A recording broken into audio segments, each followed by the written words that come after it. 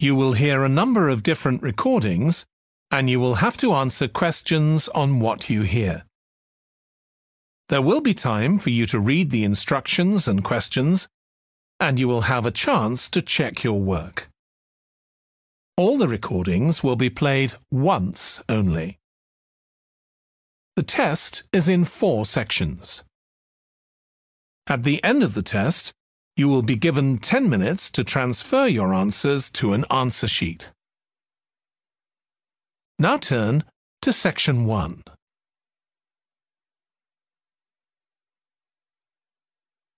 Section 1. You will hear a phone conversation between Alex, an employee at a company called JPNW, and Martha, who wants to work as a trainee at the company. First, you have some time to look at questions 1 to 7.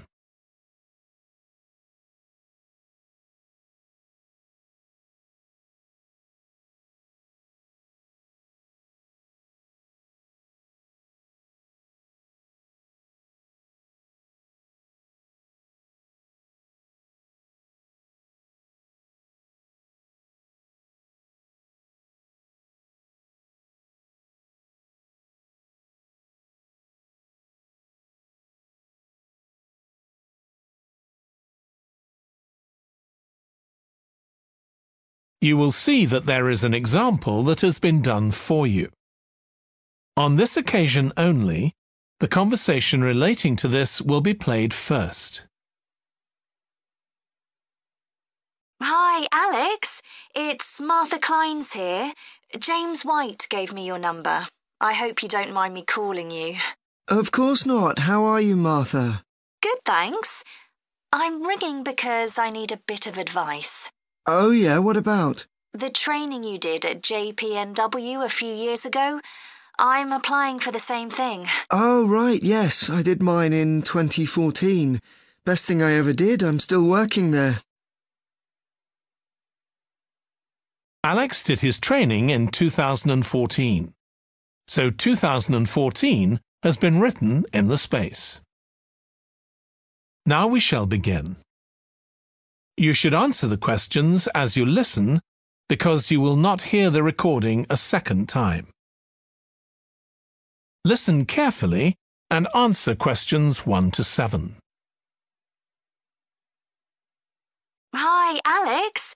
It's Martha Clines here. James White gave me your number. I hope you don't mind me calling you. Of course not. How are you, Martha? Good, thanks. I'm ringing because I need a bit of advice. Oh, yeah, what about? The training you did at JPNW a few years ago, I'm applying for the same thing. Oh, right, yes, I did mine in 2014. Best thing I ever did, I'm still working there. Really? What are you doing? Well, now I work in the customer services department, but I did my initial training in finance. I stayed there for the first 2 years and then moved to where I am now. That's the same department I'm applying for. Did you enjoy it? I was pretty nervous to begin with. I didn't do well in my exams at school, and I was really worried because I failed maths. But it didn't actually matter because I did lots of courses on the job. Did you get a diploma at the end of your trainee period? I'm hoping to do the one in business skills. Yes, that sounds good. I took the one on IT skills, but I wish I'd done that one instead. OK, that's good to know. What about the other trainees? How did you get on with them? There were about 20 of us who started at the same time, and we were all around the same age. I was 18, and there was only one person younger than me who was 17. The rest were between 18 and 20. I made some good friends. I've heard lots of good things about the training at JPNW. It seems like there are a lot of opportunities there. Yeah, definitely. Because of its size, you can work in loads of different areas within the organisation. What about pay? I know you get a lower minimum wage than regular employees. That's right, which isn't great, but you get the same number of days holiday as everyone else, and the pay goes up massively if they offer you a job at the end of the training period. Yeah, but I'm not doing it for the money. It's the experience I think will be really useful. Everyone says by the end of the year you gained so much confidence. You're right, that's the most useful part about it. There's a lot of variety too. You're given lots of different things to do. I enjoyed it all. I didn't even mind the studying. Do you have to spend any time in college? Yes, 1 day each month. So you get lots of support from both your tutor and your manager. That's good. And the company is easy to get to, isn't it? Yes, it's very close to the train station, so the location's a real advantage. Before you hear the rest of the phone conversation, you have some time to look at questions 8 to 10.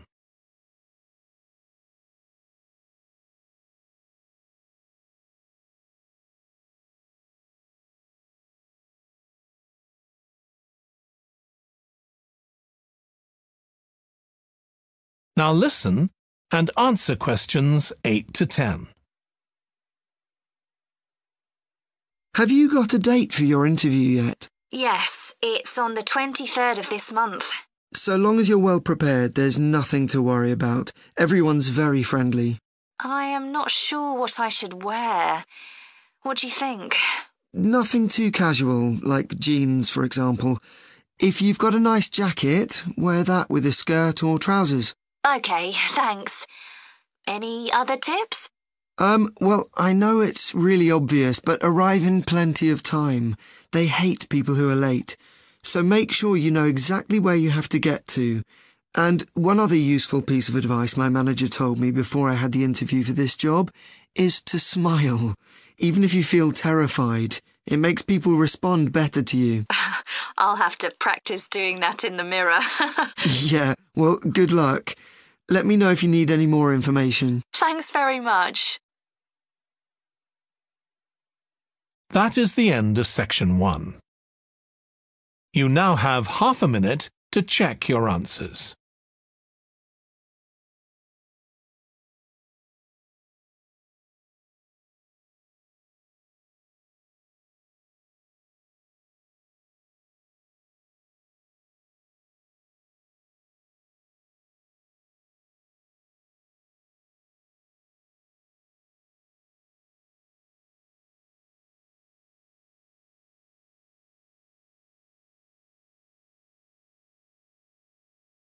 Now turn to section 2. Section 2.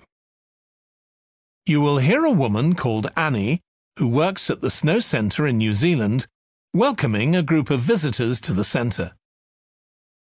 First, you have some time to look at questions 11 to 16.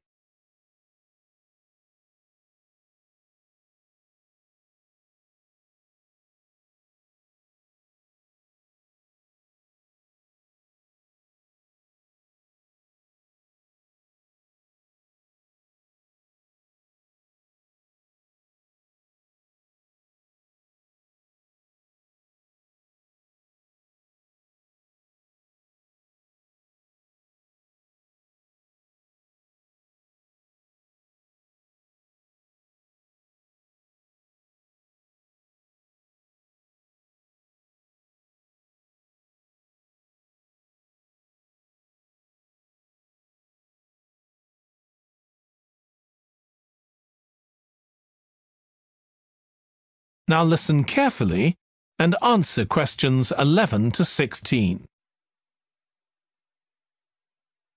Hi everyone, welcome to the Snow Centre. My name's Annie. I hope you enjoyed the bus trip from the airport. We've certainly got plenty of snow today. Well, you've come to New Zealand's premier snow and ski centre, and we've a whole load of activities for you during your week here. Most visitors come here for the cross-country skiing, where you're on fairly flat ground for most of the time, rather than going down steep mountainsides. There are marked trails, but you can also leave these and go off on your own, and that's an experience not to be missed. You can go at your own speed. It's great aerobic exercise if you really push yourself. Or, if you prefer, you can just glide gently along and enjoy the beautiful scenery. This afternoon, you'll be going on a dog sled trip. You may have seen our dogs on TV recently racing in the Winter Sled Festival. If you want, You can have your own team for the afternoon and learn how to drive them, following behind our leader on the trail. Or if you'd prefer, you can just sit back in the sled and enjoy the ride as a passenger. At the weekend, we have the team relay event, and you're all welcome to join in. We have a local school coming along, and a lot of the teachers are taking part too. Participation rather than winning is the main focus, and there's a medal for everyone who takes part. Participants are in teams of 2 to 4, and each team must complete 4 laps of the course. For your final expedition, you'll head off to Mount Frenna wearing a pair of special snowshoes which allow you to walk on top of the snow. This is an area where miners once searched for gold, though there are very few traces of their work left now. When the snow melts in summer, the mountain slopes are carpeted in flowers and plants. It's a long ascent, though not too steep, and walkers generally take a couple of days to get to the summit and return. You'll spend the night in our hut halfway up the mountain. That's included in your package for the stay. It's got cooking facilities, firewood and water for drinking. For washing, we recommend you use melted snow, though, to conserve supplies. We can take your luggage up on our snowmobile for you for just $10 a person. The hut has cooking facilities, so you can make a hot meal in the evening and morning, but you need to take your own food. The weather on Mount Frenna can be very stormy. In that case, stay in the hut.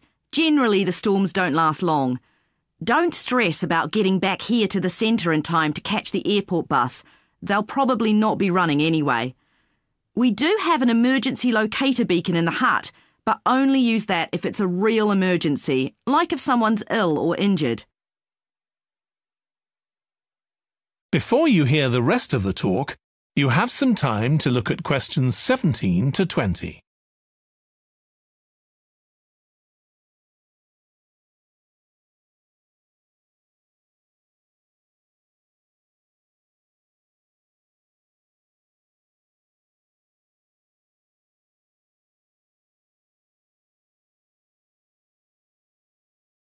Now listen and answer questions 17 to 20. Now, let me tell you something about the different ski trails you can follow during your stay here.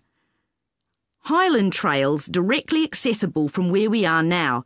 This trail's been designed to give first-timers an experience they'll enjoy regardless of their age or skill, but it's also ideal for experts to practice their technique. Then there's Pine Trail. If you're nervous about skiing, leave this one to the experts. You follow a steep valley looking right down on the river below. Scary! But if you've fully mastered the techniques needed for hills, it's great fun. Stony Trail's a good choice once you've got a general idea of the basics. There are 1 or 2 tricky sections, but nothing too challenging. There's a shelter halfway where you can sit and take a break and enjoy the afternoon sunshine. And finally, Losers Trail. This starts off following a gentle river valley, but the last part is quite exposed, so the snow conditions can be challenging. If it's snowing or windy, check with us before you set out to make sure the trail's open that day. Right, so now if you'd like to follow me, we'll get started. That is the end of section 2. You now have half a minute to check your answers.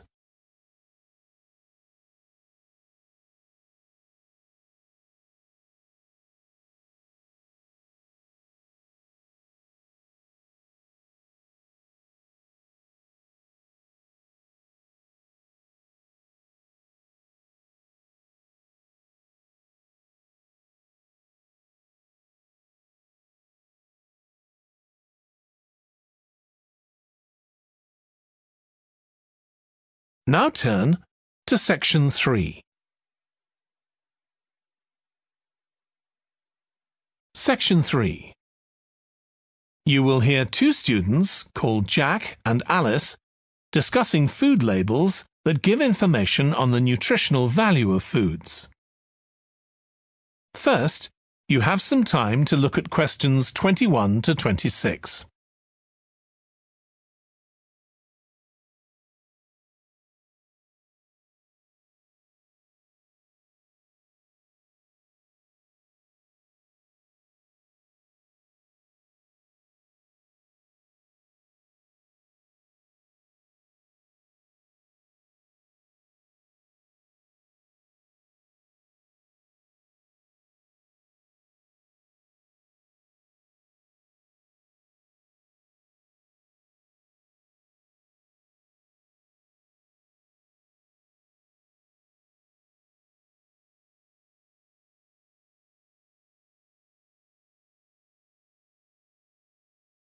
Now listen carefully and answer questions 21 to 26. I still got loads to do for our report on nutritional food labels. Me too. What did you learn from doing the project about your own shopping habits? Well, I've always had to check labels for traces of peanuts in everything I eat because of my allergy. But beyond that, I've never really been concerned enough to check how healthy a product is. This project has actually taught me to read the labels much more carefully. I tended to believe claims on packaging, like low in fat. But I now realise that the healthy yoghurt I've bought for years is full of sugar, and that it's actually quite high in calories. Ready meals are the worst. Comparing the labels on supermarket pizzas was a real eye-opener.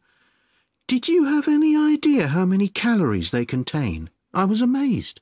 Yes, because unless you read the label really carefully, you wouldn't know that the nutritional values given are for half a pizza. When most people eat the whole pizza. Not exactly transparent, is it? Not at all. But I expect it won't stop you from buying pizza. Probably not, no. I thought comparing the different labelling systems used by food manufacturers was interesting. I think the kind of labelling system used makes a big difference. Which one did you prefer? I liked the traditional daily value system best, the one which tells you what proportion of your required daily intake of each ingredient the product contains. I'm not sure it's the easiest for people to use, but at least you get the full story. I like to know all the ingredients in a product, not just how much fat, salt and sugar they contain. But it's good supermarkets have been making an effort to provide reliable information for customers. Yes. There just needs to be more consistency between labelling systems used by different supermarkets, in terms of portion sizes, etc. The labels on the different brands of chicken flavour crisps were quite revealing too, weren't they? Yeah. I don't understand how they can get away with calling them chicken flavour when they only contain artificial additives. I know. I'd at least have expected them to contain a small percentage of real chicken. Absolutely. I think having nutritional food labelling has been a good idea, don't you? I think it will change people's behaviour and stop mothers, in particular, buying the wrong things. But didn't that study kind of prove the opposite? People didn't necessarily stop buying unhealthy products. They only said that might be the case. Those findings weren't that conclusive, and it was quite a small-scale study. I think more research has to be done. Yes, I think you're probably right. Before you hear the rest of the discussion, you have some time to look at questions 27 to 30.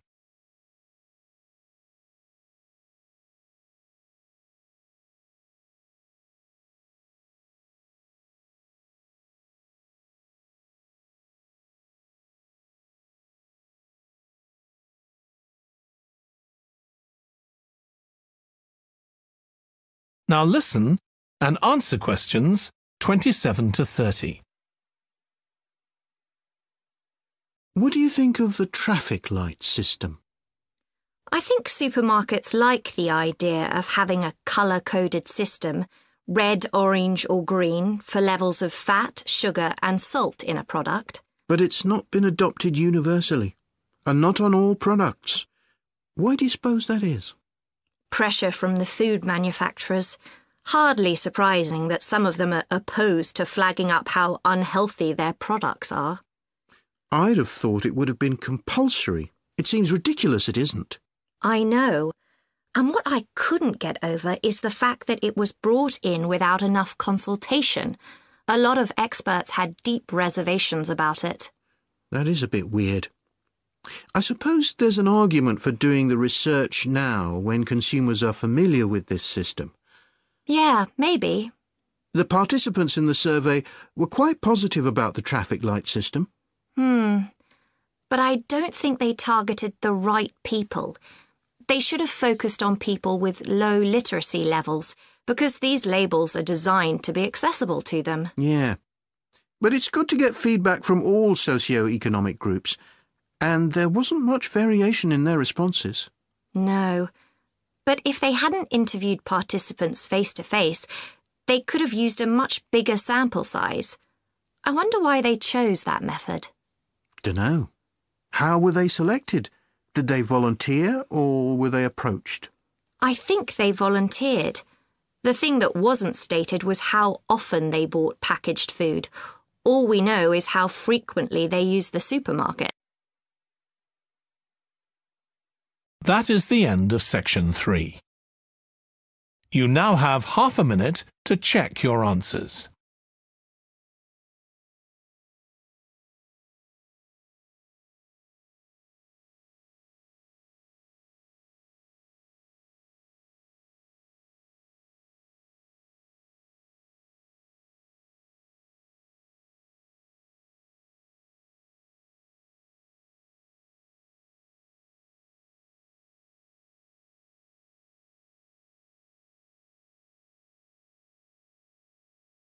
Now turn to section 4. Section 4. You will hear part of a presentation by a history student about the history of coffee. First, you have some time to look at questions 31 to 40.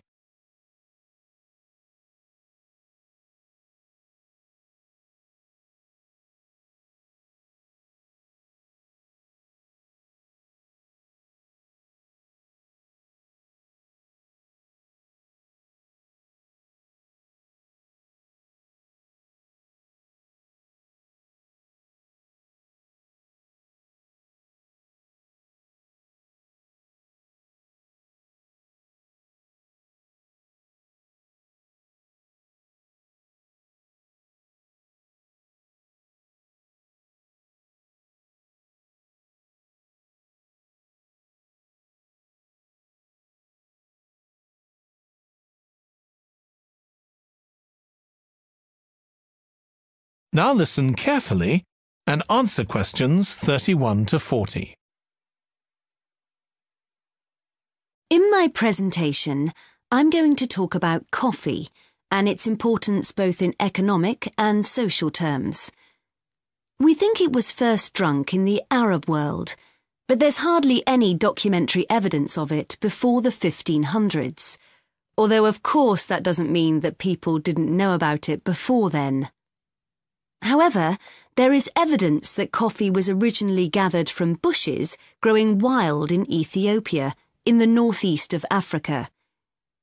In the early 16th century, it was being bought by traders, and gradually its use as a drink spread throughout the Middle East. It's also known that in 1522, in the Turkish city of Constantinople, which was the centre of the Ottoman Empire, the court physician approved its use as a medicine. By the mid-1500s, coffee bushes were being cultivated in the Yemen, and for the next 100 years, this region produced most of the coffee drunk in Africa and the Arab world. What's particularly interesting about coffee is its effect on social life. It was rarely drunk at home, but instead, people went to coffee houses to drink it. These people, usually men, would meet to drink coffee and chat about issues of the day.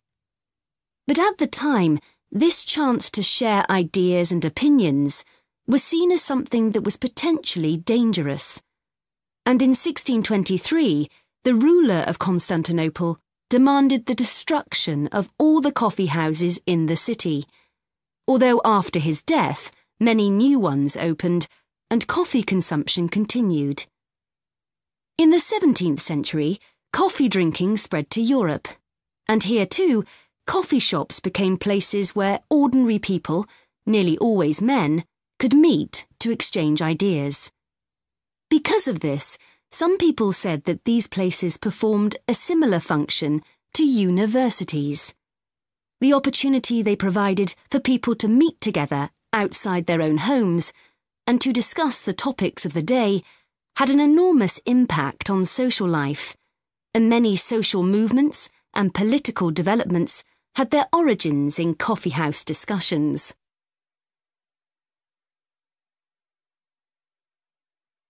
In the late 1600s, the Yemeni monopoly on coffee production broke down, and coffee production started to spread around the world, helped by European colonisation. Europeans set up coffee plantations in Indonesia and the Caribbean, and production of coffee in the colonies skyrocketed. Different types of coffee were produced in different areas, and it's interesting that the names given to these different types, like mocha or Java coffee, were often taken from the port they were shipped to Europe from. But if you look at the labour system in the different colonies, there were some significant differences. In Brazil and the various Caribbean colonies, coffee was grown in huge plantations, and the workers there were almost all slaves. But this wasn't the same in all colonies. For example, in Java, which had been colonised by the Dutch, the peasants grew coffee and passed a proportion of this on to the Dutch, so it was used as a means of taxation. But whatever system was used, under the European powers of the 18th century, coffee production was very closely linked to colonisation. Coffee was grown in ever-increasing quantities to satisfy the growing demand from Europe, and it became nearly as important as sugar production, which was grown under very similar conditions. However, coffee prices were not yet low enough for people to drink it regularly at home, so most coffee consumption still took place in public coffee houses, and it still remained something of a luxury item. In Britain, however, a new drink was introduced from China and started to become popular, gradually taking over from coffee, although at first it was so expensive that only the upper classes could afford it. This was tea, and by the late 1700s it was being widely drunk. However, when the USA gained independence from Britain in 1776, they identified this drink with Britain, and coffee remained the preferred drink in the USA, as it still is today. So, by the early 19th century, coffee was already being widely produced and consumed. But during this century, production boomed, and coffee prices started to fall. This was partly because new types of transportation had been developed, which were cheaper and more efficient. So now, working people could afford to buy coffee. It wasn't just a drink for the middle classes. And this was at a time when large parts of Europe were starting to work in industries. And sometimes this meant their work didn't stop when it got dark. They might have to continue throughout the night. So the use of coffee as a stimulant became important. It wasn't just a drink people drank in the morning for breakfast. There were also changes in cultivation.